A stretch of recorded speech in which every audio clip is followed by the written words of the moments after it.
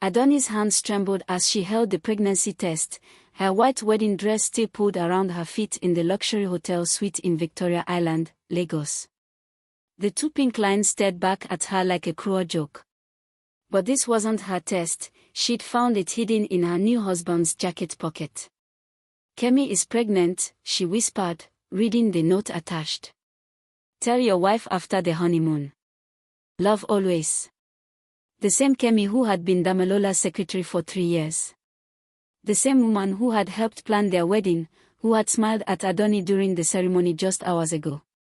The woman who was carrying her husband's child while Adunni had struggled with infertility for the past 2 years of their relationship. Her phone buzzed. A message from an unknown number: "Congratulations on your wedding. Did you find my little surprise yet?" K. Adunni's legs gave way. She sank onto the marble floor, her designer gown spreading around her like a broken dream. Through the floor-to-ceiling windows, Lagos sparkled below, a city full of life while her world crumbled. The bathroom door opened. Damilola emerged, adjusting his traditional abode, his face glowing with post-wedding bliss. "My beautiful wife, are you ready for—" He stopped mid-sentence, seeing her on the floor. His eyes darted to the pregnancy test in her hand. The color drained from his face. "Adunni, I can explain." "Explain what?" She stood slowly, her voice dangerously quiet. "That you've been having an affair with your secretary. That she's pregnant with your child. That I've been trying to give you a baby for 2 years while you were getting one from someone else." Damilola stepped toward her, hands raised. "It's not what you think. It's exactly what I think." Her voice echoed through the suite. "You married me knowing she was pregnant.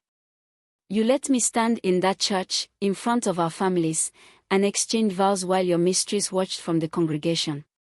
The room fell silent except for the distant sounds of Lagos traffic below. Adunni's mind raced. Their families had spent millions on this wedding. The Ademolas and Okonkwo's were prominent families in Lagos society. This scandal would destroy both their reputations. But as she looked at her husband's guilty face, a cold realization settled over her. This wasn't just infidelity in marriage. This was calculated emotional manipulation. Her phone buzzed again. Another message from Kemi: "Check your email. There's so much more you need to know." 3 hours earlier, the Cathedral Church of Christ on Marina Street had been filled with the elite of Lagos society. Adunni Okonkwo, 29, successful marketing executive, had walked down the aisle in a custom-beaded gown that took 6 months to create. Her father, Chief Emeka Okonkwo, a prominent businessman, had tears in his eyes as he placed her hand in Damilola's. Damilola Ademola, 35, owned a thriving construction company that specialized in luxury development across West Africa. Their love story had been the talk of Lagos social circles, how they'd met at a business conference in Abuja, how he'd pursued her relentlessly for months before she agreed to date him. "You're going to be so happy," her best friend Chioma had whispered during the reception at the Civic Center. "Damilola worships the ground you walk on." Even Adunni's mother, Mrs. Ngozi Okonkwo, who was notoriously hard to please, had approved of the match. "He comes from good family," she'd said repeatedly. "The Ademolas have been successful for generations." The wedding reception had been flawless. Traditional drummers, a live band, and over 500 guests celebrating their union. Adunni had felt like a queen in her gold-beaded reception dress, dancing to Davido's latest hit while her husband spun her around. She remembered seeing Kemi at the reception, elegant in her blue osoebi, taking photos and coordinating with the wedding planner. Kemi had even complimented Adunni's dress, had hugged her and said, "You look absolutely radiant, Ma." Now, sitting in their honeymoon suite, those words felt like poison. Her laptop chimed with a new email notification. Against her better judgment, Adunni opened it.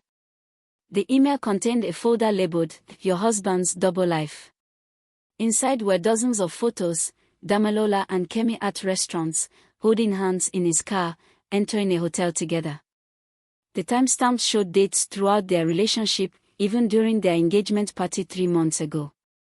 But it was the video file that made her stomach drop. A recording of Damilola on the phone. "I have to marry Adunni. Her father's connections will secure the Abuja contract. Once I get that project, we can be together properly." Her marriage wasn't just built on infidelity, it was a calculated business move. As footsteps approached from behind, Adunni realized Damilola had been quiet for too long. "How long?" Adunni's voice cut through the silence like a blade. Damilola stood frozen by the bathroom door, his traditional wedding attire now looking like a costume. "Adunni, please. How long have you been sleeping with her?" She turned to face him fully, the pregnancy test still in her grip. "And don't you dare lie to me. I have photos. I have videos. I have everything." His shoulders sagged in defeat. 2 years. The admission hit her like a physical blow. 2 years, their entire relationship had been built on domestic betrayal. While she'd been planning their future, struggling with fertility treatments, he'd been building another life with his secretary. "The business trips to Abuja?" she asked, her voice eerily calm. "Sometimes." "The late nights at the office?" "Yes." "Our engagement party? Were you with her the night before?" Damilola's silence was answer enough. Adunni walked to the window, looking out at the Lagos skyline. Victoria Island stretched below them, twinkling with lights from other hotels, other lives, other dreams that weren't crumbling in real time. "You know what the worst part is?" she said without turning around. "It's not even the cheating. It's that video where you called me a business transaction. My father's connections. The Abuja contract. Was any of it real? My feelings for you are real." She spun around. "Your feelings? You recorded a phone call talking about using me for business connections. You married me for my family's money and influence while your pregnant mistress watched from the church pews." Her phone rang. Chief Okonkwo's name flashed on the screen. "Daddy," she answered, trying to keep her voice steady. "My dear, I hope you and Damilola are enjoying your first night as husband and wife. I just got off the phone with Minister Adibeo. He wants to fast-track the approval for Damilola's Abuja project. Having you in the family has already opened doors." The irony wasn't lost on her. Her father was celebrating the exact scenario Damilola had planned. "Daddy, I need to tell you something." "Not tonight, my dear. Tonight is for celebration. We'll talk business tomorrow." After he hung up, Adunni looked at Damilola with new understanding. "You've already started using my family's connections, haven't you?" His guilty expression confirmed everything. Her laptop chimed again. Another email from Kemi. "There's a meeting tomorrow at 10 a.m. with the Abuja investors. Damilola doesn't know I sent you the location. Come and see how deep this really goes." The next morning, Adunni sat in her Range Rover outside the Transcorp Hilton in Abuja, her wedding ring heavy on her finger. She'd driven through the night, leaving Damilola asleep in their Lagos hotel suite with only a note, "Gone to think. Don't follow me." Her phone had buzzed incessantly, missed calls from her husband, her mother, even Chioma asking why she wasn't answering. But Adunni couldn't face their questions when she didn't have answers herself. Through the hotel's glass doors, she watched as familiar faces entered the lobby. Minister Adibeo, whom she'd known since childhood. Mr. Taiwo from her father's company. And then Damilola arrived, checking his watch nervously, straightening his tie. Kemi appeared from behind a pillar, elegant in a navy blue business suit that cleverly concealed her early pregnancy.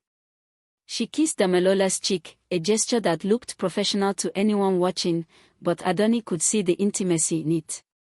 Her phone buzzed with a text from Kemi, "Conference room 12. 3rd floor. The deal they're discussing is worth 50 billion naira. Your father guaranteed it as your wedding gift. 50 billion naira. No wonder Damilola had been so eager to marry her. Adunni made her way through the hotel lobby, her designer sunglasses hiding the bags under her eyes. She found an empty conference room across from room 12 and cracked the door open.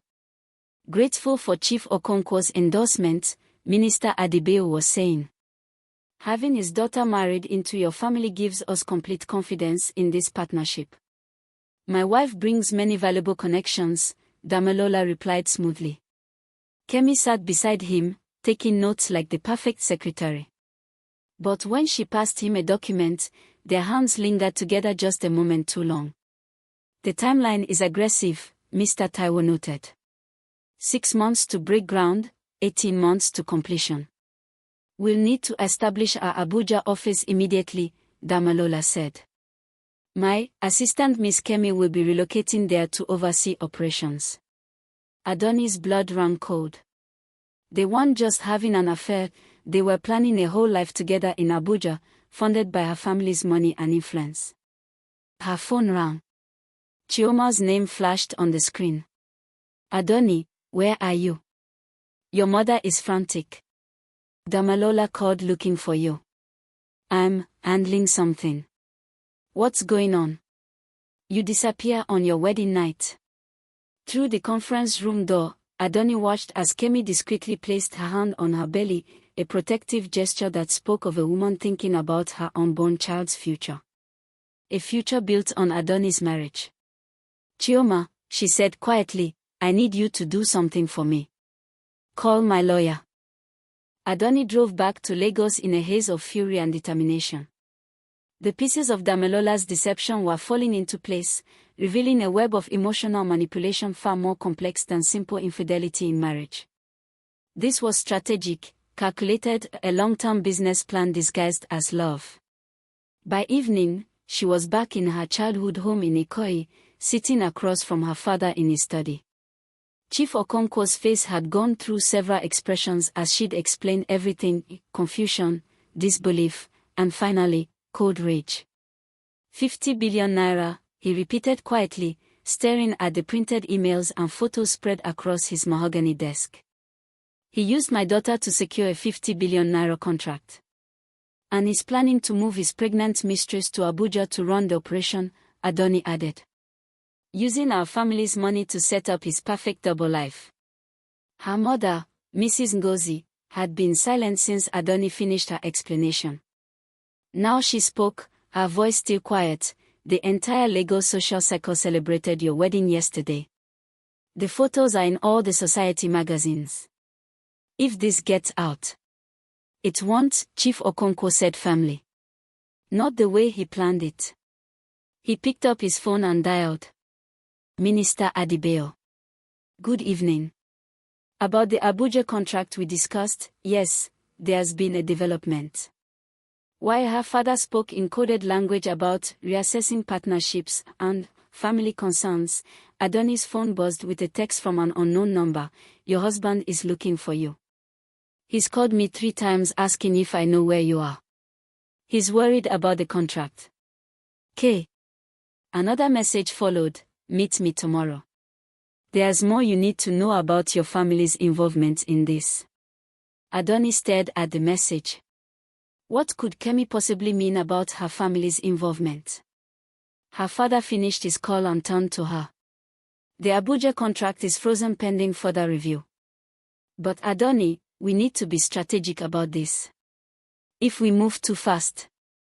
I don't care about strategy, she interrupted. I want him destroyed. Revenge is expensive, her mother warned. Especially when it involves prominent families.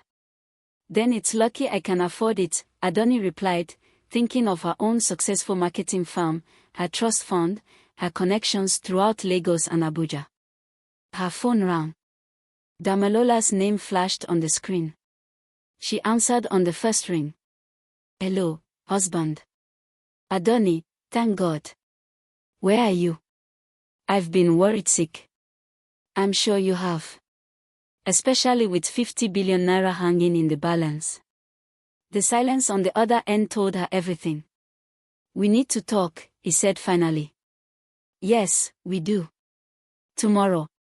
My office. 10 a.m. Bring Kemi.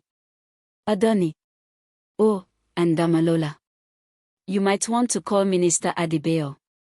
I think you'll find the Abuja deal complicated now. She hung up and looked at her parents. Now we plan. But even as they began strategizing, Adunni couldn't shake the feeling that Kemi's message held another shock she wasn't prepared for. The next morning, Adunni sat behind her executive desk at Okonkwo Marketing Solutions on Victoria Island. Her office, with its floor-to-ceiling windows overlooking Lagos Harbour, had always been her sanctuary. Today, it would be her war room. Damalola arrived alone at exactly 10 a.m., his usually confident demeanor replaced by nervous energy. He'd clearly slept poorly, his shirt was wrinkled, his eyes bloodshot. "Where's Kemi?" Adunni asked without preamble. "I thought this should be between us." "Nothing is between us anymore." She slid a document across the desk. "Divorce papers. Already filed. You have 30 days to respond." Damalola's face went white. "Adunni, we can work this out. The pregnancy, it's complicated, but we can." "Can what?" "Pretend you didn't use me as a business transaction. Pretend you weren't planning to set up house with your pregnant secretary in Abuja.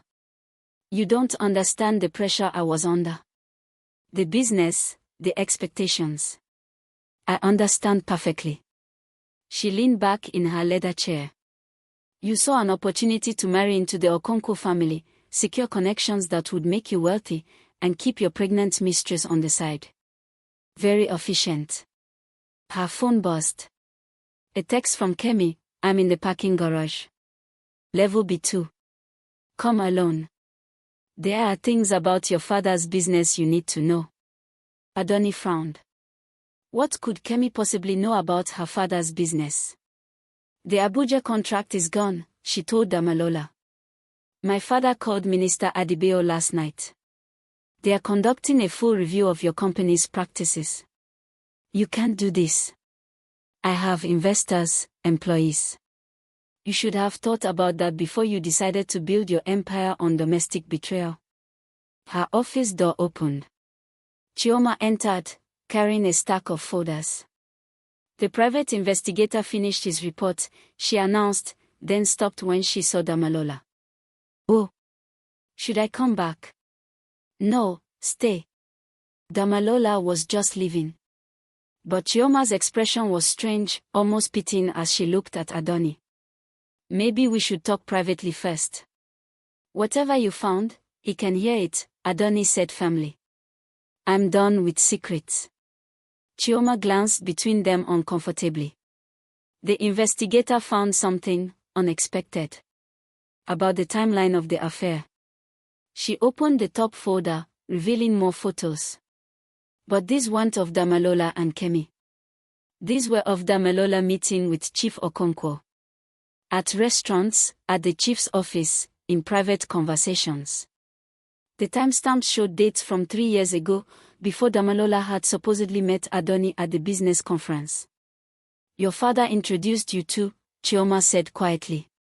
"The whole chance meeting in Abuja was arranged. Your father handpicked Damalola to marry you." Adunni felt the world tilt. "That's impossible." "There's more," Chioma continued, her voice gentle. "Your father knew about Kemi. He's been making payments to keep her quiet. The pregnancy test. The perfect timing. The business deal. This wasn't just infidelity, it was a family conspiracy." Adunni's hands shook as she stared at the photographs spread across her desk. Bank transfers from her father's private account to Kemi Adebayo, yes, Adebayo, as in Minister Adebayo's niece. The pieces of this elaborate deception were clicking into place with sickening clarity. "Get out," she whispered to Damalola. "Adunni. Get out." Her voice echoed through the office. After he left, Chioma closed the door and sat down across from her. "I'm so sorry. When you asked me to hire the investigator, I thought we'd find evidence of the affair. I never expected a conspiracy involving my own father." Adunni's voice was hollow. How long have you known? Since last night. I wanted to tell you in person. Adunni's phone buzzed insistently. Kemi again, your father is on his way up. I can see him in the elevator. Whatever he tells you, remember, I have recordings of everything. She's here, Adunni murmured, watching the elevator numbers climb on the security monitor. Kemi's in the building. Moments later, Chief Okonkwo entered without knocking, his usual commanding presence filling the room. But for the first time in her life, Adunni saw her father differently, not as a protective patriarch, but as a man capable of orchestrating his daughter's emotional manipulation. Adunni, we need to talk. Yes, we do. She gestured to the photos. About how you arranged my entire relationship. About how you've been paying Damalola's pregnant mistress to stay quiet. About how you used me as a business commodity. Her father's face didn't change. You don't understand the complexities. Explain it to me, Daddy. Explain how selling your daughter's happiness for business connections is complex. Chief Okonkwo sighed and sat down heavily. The Adebayo connection was crucial for expanding into government contracts. Minister Adebayo suggested his niece Kemi for a position in Damalola's company. When she became involved with him, it complicated things. So you decided to cover it up by marrying me off to him. I decided to secure both our family's future and yours. Damalola is successful, well-connected, and in love with another woman carrying his child. Marriage isn't just about love, Adunni. It's about building something lasting, creating opportunities. Creating opportunities for whom? Her voice rose. For you. For your business deals. What about creating opportunities for me to find actual love, to build a real marriage? Her office door opened again. Kemi walked in, her pregnancy now more visible in the afternoon light. She looked exhausted but determined. Mrs. Ademola, she said quietly. I think it's time you knew the whole truth. Don't call me that name. You have every right to be angry at me, Kemi continued. But your father, he promised Damalola that if he married you and helped secure the government contracts, I could move to Abuja and we could be together openly. He promised our child would be provided for. Adunni looked between her father and Kemi, the betrayal expanding like a cancer. You orchestrated all of this. The relationship, the marriage, the business deal, even the affair. Chief Okonkwo's silence confirmed everything. There's something else, Kemi said softly, pulling out her phone. Your father recorded all his conversations with Damalola, including the ones where they discussed how to handle you if you ever found out. She pressed play on an audio file, Chief Okonkwo's voice, clear and cold. If Adunni becomes suspicious, we'll simply convince her that Kemi is lying. A scorned secretary versus a respected businessman and his loyal father-in-law. She'll choose family loyalty over truth. The room fell silent except for the distant sounds of Lagos traffic below. The silence in Adunni's office was deafening. Her father sat rigid in his chair, finally caught in his web of manipulation. Kemi stood by the window, one hand protectively over her belly, while Chioma remained frozen with shock. You were going to gaslight me, Adunni said, her voice eerily calm. Your own daughter. You were going to make me think I was crazy, paranoid, imagining things. Chief Okonkwo's jaw tightened. I was protecting our family's reputation. Our family's reputation. She stood up slowly. You sold me like cattle to secure a business deal, then planned to manipulate me into accepting it when I found out. That's not protection, that's psychological warfare. Adunni, you're being dramatic. Am I? Her voice exploded through the office. You've been playing chess with my life for 3 years. Every birthday dinner where you praised Damalola, every family gathering where you talked about grandchildren, every conversation where you made me feel guilty for not getting pregnant, you knew he was having a baby with someone else. Kemi stepped forward hesitantly. Mrs. Adunni, there's more. The fertility treatments you've been taking. What about them? Your father knew they wouldn't work. Damilola told him about the medical condition you mentioned once. But they needed to keep you trying, keep you invested in the marriage, until the Abuja contracts were secured. The betrayal kept deepening, like falling down a well with no bottom. Adunni sank into her chair, overwhelmed by the systematic destruction of her reality. 18 months, she whispered. 18 months of fertility treatments, of feeling like my body was broken, of thinking I was failing as a wife. Her phone rang. Minister Adebayo's name on the screen. Answer it, Chief Okonkwo said quickly. Tell him. I'm not telling him anything. But she answered anyway, putting it on speaker. Good afternoon, Minister. Adunni, my dear. I've been in meetings all morning about this Abuja situation. There seems to be some confusion about the project status. No confusion at all. The project is cancelled. Cancelled. But your father assured me. My father lied to you. Just like he lied to me, to Damilola, to your niece. The only honest person in this room is the pregnant secretary carrying my husband's child. The minister's sharp intake of breath was audible. Adunni, surely we can discuss this privately. Actually, Minister, I think we should discuss it very publicly. I'm calling a press conference for tomorrow morning. Chief Okonkwo lunged forward. You will not. I will do whatever I want. You've controlled my life for 3 years. Those days are over. She hung up and looked around the room. Her father's face was pale with fury. Kemi looked terrified. Chioma was staring at her with something between admiration and horror. Here's what's going to happen, Adunni announced, her voice steady with newfound power. Damilola will sign the divorce papers and forfeit all claims to my family's connections and money. Kemi will receive child support directly from him, not through secret payments from my father. And everyone involved in this conspiracy will face the consequences. The scandal will destroy us all, Chief Okonkwo warned. Good. Maybe some destruction is exactly what this family needs. Her desk phone rang. Her secretary's voice came through the intercom. Ma'am, there are reporters downstairs asking about your marriage. Should I send them away? Adunni looked at her father's horrified face and smiled for the first time in days. No, she said clearly. Send them up. The press conference at the Civic Center was packed beyond capacity. Lagos society reporters, business journalists, and social media influencers filled every seat. The same venue where Adunni had celebrated her wedding reception 72 hours earlier now hosted the public dismantling of that marriage. Adunni sat at the main table in a crisp white suit, flanked by her lawyer and Chioma. Behind her, a projection screen showed the timeline of deception, photos, bank transfers, recorded conversations.